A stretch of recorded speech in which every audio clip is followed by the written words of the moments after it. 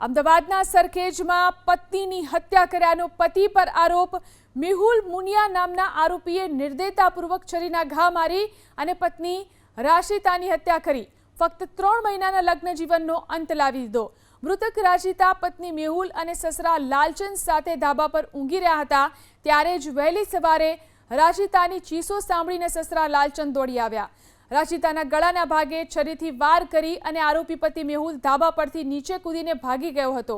ગંભીર રીતે ઈજાગ્રસ્ત રાશિતાને સારવાર માટે હોસ્પિટલ ખસેડવામાં આવી, પરંતુ સારવાર દરમિયાન તેનું મોત નીપજ્યું। ઘટનાની જાણ થતાં સરખેજ પોલીસ પણ તાત્કાલિક સ્થળ પર પહોંચી। મૃતકના પિતાની ફરિયાદના આધારે અલગ અલગ ટીમો બનાવી પોલીસે આરોપી પતિ મેહુલને ઝડપી પાડ્યો।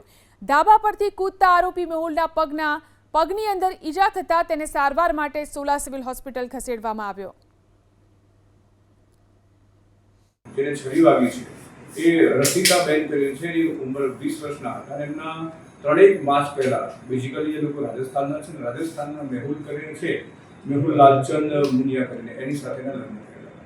એક છઠિયા પરિવાર છે, મજૂરી અર્થે અહીંયા ઉજરા સર્કલ પટેલ એસ્ટેટ છે, એની ગલીમાં ભારત એસ્ટેટ ઉપર એ લોકો એસ્ટેટમાં મજૂરી કામ કરતા હતા અને ધાબા ઉપર રાત્રે સૂઈ જતા હતા।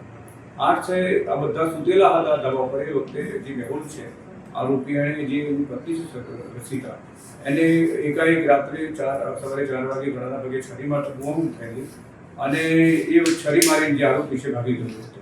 ત્યારબાદ જે રસિકાને સારવાર અર્થે હોસ્પિટલ લઈ ગયા હતા, સારવાર મરણ ગયું છે। આ કામે સરખેજ પોલીસે બીએનએસ કલમ 103 મુજબ દાખલ કર્યો છે, આરોપીની અટકાયત કરી છે અને તપાસ ચાલુ છે। કારણ શું કે છે પ્રાથમિક?